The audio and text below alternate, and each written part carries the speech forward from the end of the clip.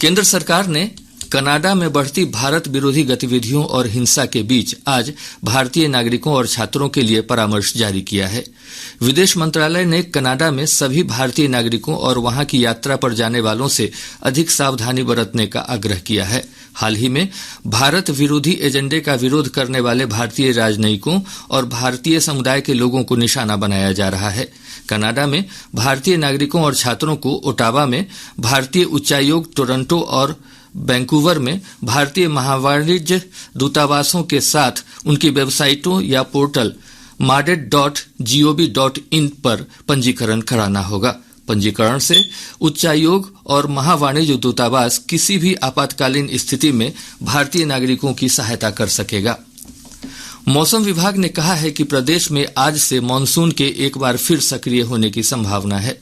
विभाग ने अगले 24 घंटों के दौरान सुपौल, अररिया, किशनगंज, पूर्णिया, कटिहार, भागलपुर, बांका, जमुई और मधेपुरा जिले में कुछ स्थानों पर भारी बारिश का अलर्ट जारी किया है।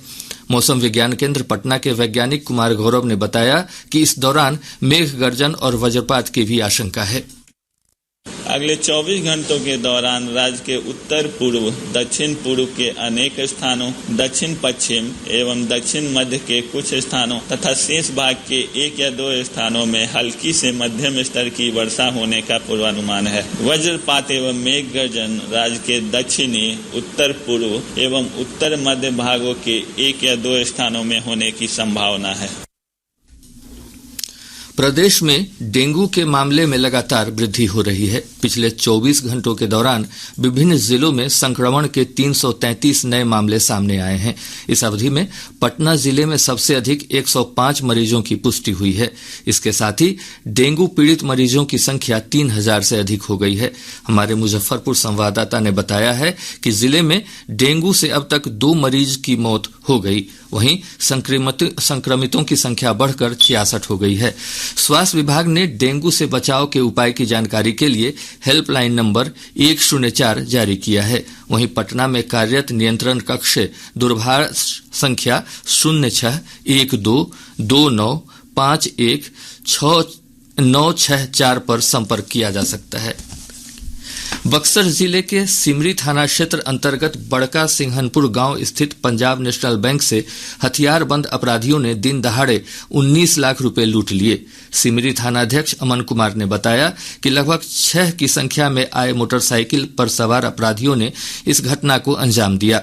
पुलिस ने मामले की जांच के लिए एक विशेष टीम का गठन किया है। प्रदेश में बालू खनन का कार्य अब 15 अक्टूबर से होगा। राष्ट्रीय हरित अधिकरण एनजीटी ने मानसून की सक्रियता के कारण बालू खनन 15 दिन टालने का निर्देश दिया है। गौरतलब है कि 1 अक्टूबर से बालू खनन का कार्य शुरू होना था। लोकसभा ने महिला आरक्षण के लिए संविधान के 128वें संशोधन विधेयक को मंजूरी दे दी है। नारी शक्ति वंदन अधिनियम के नाम से जाने जाने वाले इस विधेयक में लोकसभा और राज्य विधानसभाओं की कुल सीटों में से 1/3 सीटें आरक्षित करने का प्रावधान है। विधेयक को मत विभाजन के बाद पारित किया गया, जिसमें 454 सांसदों ने विधेयक के पक्ष में मतदान किया, जबकि 2 सांसदों ने इसके विरोध में मतदान किया। यह विधेयक लोकसभा कार्रवाई के पहले दिन नए संसद भवन में पेश किया गया था। अध्यक्ष ओम बिरला ने निचले सदन में विधेयक पारित होने की घोषणा की। शुद्धि के अध्ययन मत विभाजन का परिणाम इस प्रकार है: हाँ 454, हाँ ना 2। प्रस्ताव संख्या की कुल सदस्य संख्या के बहुमत द्वारा तथा सभा के उपस्थित और मत देने वाले सदस्यों के कम से कम 2/3 बहुमत द्वारा पारित हुआ। यथा संशोधित विधेयक संविधान के अनुच्छेद 368 के उपबंधों के अनुसार अपेक्षित बहुमत द्वारा पारित हुआ।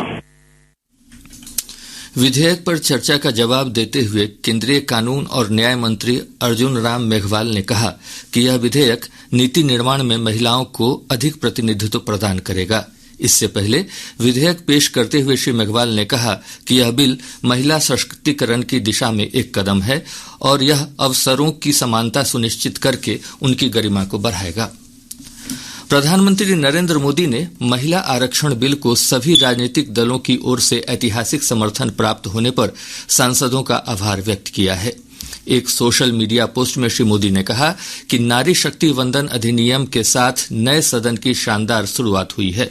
उन्होंने कहा कि इससे महिलाओं के नेतृत्व में विकास को अभूतपूर्व गति मिलने वाली है। लोकसभा में विधेयक पारित होने पर खुशी व्यक्त करते हुए केंद्रीय गृह मंत्री अमित शाह ने कहा कि यह देश के लिए ऐतिहासिक कदम है। श्री शाह ने कहा कि महिला आरक्षण बिल के पास होने से महिलाओं के नेतृत्व में विकास शुरू होगा। उन्होंने कहा कि यह विधेयक नीति निर्माण में महिलाओं की भागीदारी सुनिश्चित करेगा, जो वर्षों से लंबित थी। श्री शाह ने कहा कि महिला सशक्तिकरण कई दलों के लिए राजनीतिक मुद्दा हो सकता है, लेकिन बीजेपी के लिए यह राजनीतिक मुद्दा नहीं बल्कि कार्य संस्कृति है। उन्होंने कहा कि प्रधानमंत्री नरेंद्र मोदी के नेतृत्व में इस सरकार के गठन के बाद से महिलाओं की सुरक्षा, सम्मान और भागीदारी पर सरकार का जोर रहा है। मैं इस सदन के नेता और देश के प्रधानमंत्री श्रीमान नरेंद्र मोदी जी को हृदय से साधुवाद देना चाहता हूं कि 140 करोड़ की आबादी में 50% जिसका हिस्सा है वो मातृशक्ति को सात अर्थ में सम्मानित करने का काम माननीय प्रधानमंत्री जी ने किया है। सूचना और प्रसारण मंत्री अनुराग सिंह ठाकुर ने नारी शक्ति वंदन अधिनियम के पक्ष में मतदान करने वाले सांसदों को धन्यवाद दिया है।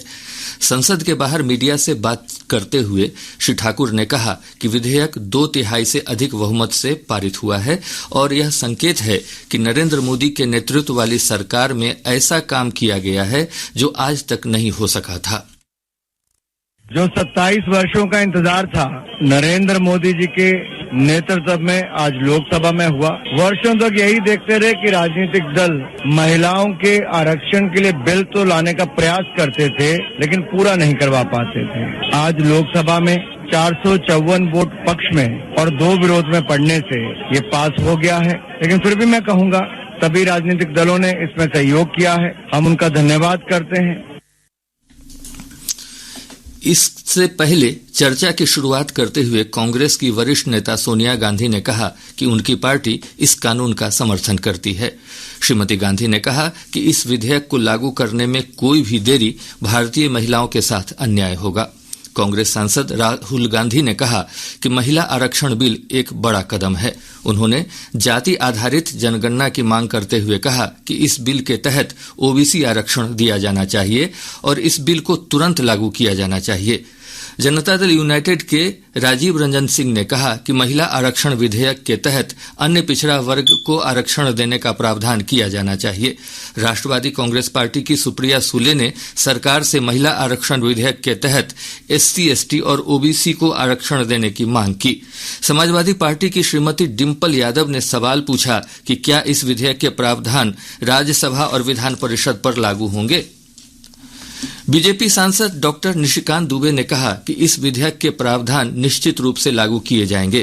कांग्रेस पार्टी के आरोपों पर पलटवार करते हुए उन्होंने कहा कि जनगणना और परिसीमन कराया जाएगा और उसके मुताबिक महिलाओं को आरक्षण दिया जाएगा।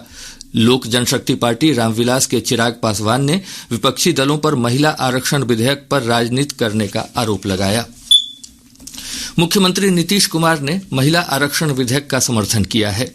पटना में संवाददाताओं से बातचीत में श्री कुमार ने कहा कि वे हमेशा से कहते रहे हैं कि संसद और विधानसभाओं में महिलाओं को पक्का आरक्षण मिलना चाहिए। श्री कुमार ने कहा कि पहले भी उन्होंने संसद में दिए गए वक्तव्य में इसका समर्थन किया है। हालांकि श्री कुमार ने अब तक जनगणना नहीं होने के कारण आरक्षण जल्द लागू होने को लेकर संशय भी जताया। हम तो सब दिन ही बोलते रहे हैं कि होना चाहिए सबको रिजर्वेशन, बिल्कुल होना चाहिए महिलाओं को। काहे नहीं महिलाओं को होगा? हम तो आप जरूर याद करिएगा ना, अगर ना सब पार्लियामेंट में मेरा स्टेटमेंट और बोलते हुए आप देखिएगा तो आपको याद होगा। बहुत हमारा यंगर एज से डिमांड है कि सब पार्लियामेंट में और असेंबली में सब जगह महिलाओं को भी पक्का आरक्षण मिलना। राज्यसभा ने चंद्रयान 3 की सफलता पर वैज्ञानिकों को अभिनंदन देने संबंधी प्रस्ताव सर्वसम्मति से पारित कर दिया। सदन में चंद्रयान 3 मिशन की सफलता सहित भारत की गौरवशाली अंतरिक्ष यात्रा पर चर्चा हुई। राज्यसभा के सभापति जगदीप धनखड़ ने प्रस्ताव पढ़ते हुए कहा कि भारत का अंतरिक्ष कार्यक्रम राष्ट्रीय गौरव का स्रोत है। उन्होंने कहा कि चंद्रमा के दक्षिणी ध्रुव के निकट चंद्रयान को सफलतापूर्वक उतारने की विशिष्ट उपलब्धि हासिल करने के लिए सदन महिला वैज्ञानिकों सहित सभी वैज्ञानिकों की सराहना करता है। उन्होंने कहा कि यह उपलब्धि तथा अन्य अंतरिक्ष मिशन देश के आर्थिक और सामाजिक उत्थान में मदद करेंगे। सभापति जगदीप धनखड़ ने कहा कि भारत ने न केवल अपने उपग्रह प्रक्षेपित करने की क्षमता विकसित की है, बल्कि अन्य देशों के उपग्रहों को भी अंतरिक्ष में भेजा है। चर्चा की शुरुआत करते हुए केंद्रीय मंत्री और सदन के नेता पीयूष गोयल ने कहा कि कई देशों ने हमारे अंतरिक्ष मिशन से जुड़ने की इच्छा जताई है। जवाहर नवोदय विद्यालय ने 9वीं और 11वीं कक्षा में नामांकन के लिए ऑनलाइन आवेदन 31 अक्टूबर तक किया जा सकता है। बेगूसराय जिले के फुलवरिया थाना क्षेत्र से पुलिस ने एक देशी कट्टा और 5 कारतूस के साथ एक युवक को गिरफ्तार किया है। अब पटना से प्रकाशित प्रमुख समाचार पत्रों की सुर्खियां। आज के सभी समाचार पत्रों ने आज नए लोकसभा में महिला आरक्षण बिल के पारित होने की खबर को प्रमुखता से प्रकाशित किया है। दैनिक जागरण की सुर्खी है, ऐतिहासिक महिला आरक्षण पर लोकसभा की मुहर। हिंदुस्तान ने मुख्यमंत्री नीतीश कुमार के हवाले से लिखा है, हम तो महिला आरक्षण के पक्ष में हैं, पर यह लोग लागू नहीं करेंगे। दैनिक भास्कर ने चारा घोटाले की खबर को प्रमुखता देते हुए लिखा है, सीबीआई की विशेष अदालत में पेश हुए लालू। आज अखबार लिखता है, पीएम मोदी 24 को दिखाएंगे पटना हावड़ा वंदे भारत को हरी झंडी।